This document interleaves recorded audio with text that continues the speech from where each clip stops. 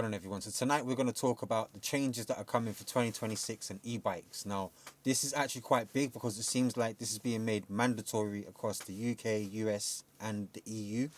Now, I have done a Google search, and the Google search has provided me with the information from an AI. And now if we look over to the side here quickly, I'm just going to highlight it and let it read it out, just so that it explains about the source. This overview was generated with the help of AI. It's supported by info from across the web and Google's Knowledge Graph, a collection of info about people, places, and things. Generative AI is a work in progress, and info quality may vary. For help evaluating content, you can visit the links provided.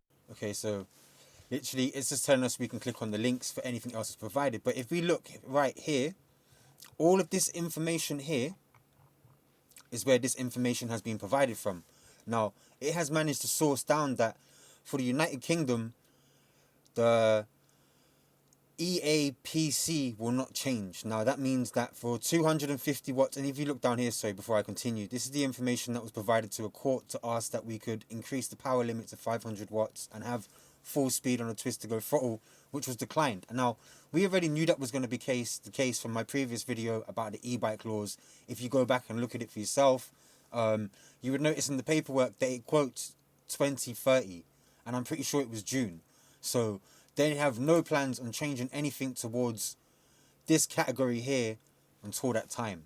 Now, right now, we're in a testing period, or what I would like to say is a testing period. And the more e-bikes that are seized, the more problems are going to occur for us all, especially if you're an e-bike rider. With that being said, let's come back down to here, right?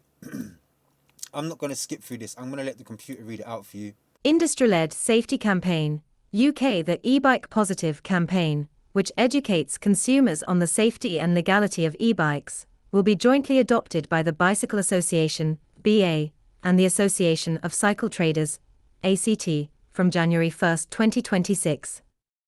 This initiative aims to steer the public toward reputable retailers and trustworthy products, amidst growing concerns about unsafe batteries and illegal modifications.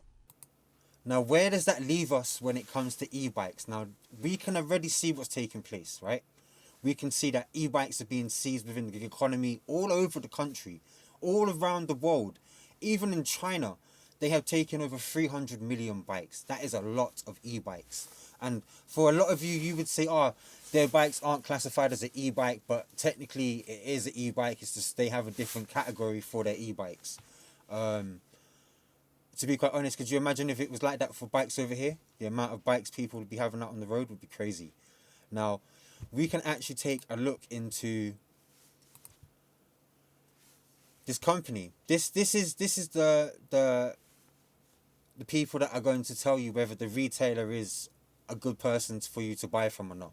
Now, if the bike that you're riding doesn't end up in this category, that means same thing again. The police are going to aim to take your bike. They're going to want to check to see what your battery is. And even if your bike is road legal and it meets the requirements of 250 watts, all the rest of it, and you have type approved so that you can use your twist-to-go throttle and etc. But the issue lies that all of that's about to change. If your battery doesn't meet these new requirements, they're going to take the bike. You're not going to get it back. It's going to be an issue for everyone in general. And no one's not going to enjoy that. So that could mean that every single one of us now have an e-bike or one bike or more than one bike that could be taken away due to the fact of battery standards. If we look here now, international. International insurance laws. In Spain and other EU countries, new laws effective January 2, 2026, will require mandatory civil liability insurance for personal mobility vehicles, PMVs, like electric scooters.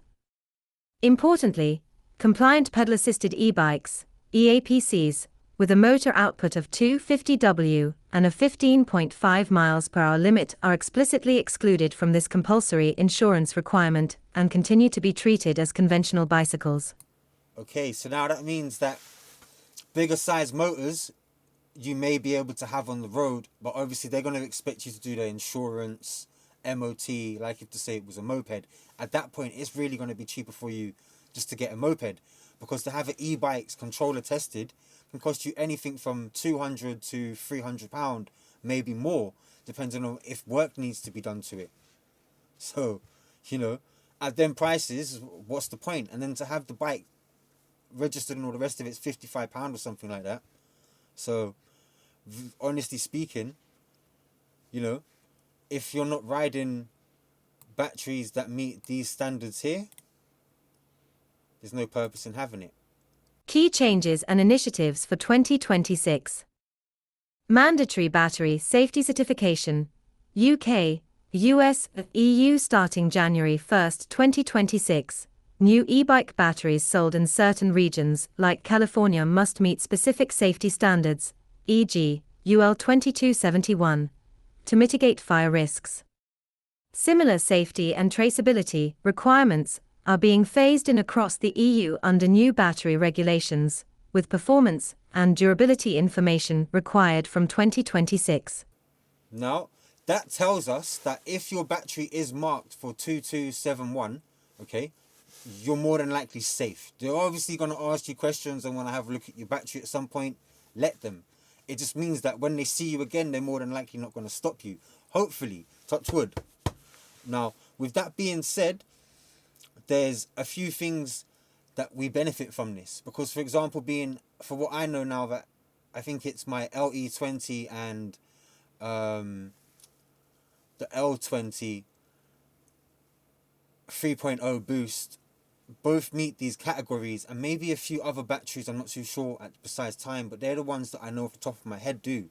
And I know that because you can take them on the train, and you shouldn't really be questioned about the bike in that manner of speaking. Once you give them that information, they should know, okay, you're fine to travel. But once again, it seems like for 2026 we've got big changes coming, and for the people that think that this doesn't affect companies, I think it does, because for bike companies that have a lot of stock right now that don't meet these requirements, they're screwed. What do you do when the customers are upset that you sold them a bike that actually isn't safe? It doesn't meet the requirements, and these battery requirements aren't new. We've been hearing about this since last year. So once again, it all depends on what battery you have and how it goes from there. Look, I hope this video was helpful to whoever, however. Take it with a pinch of salt. It's coming. This is the situation, right? Hit the subscribe button. A lot of you are viewing that aren't subscribed. Please, let's run these numbers up. Until next time, you guys know what it is. Thank you for watching.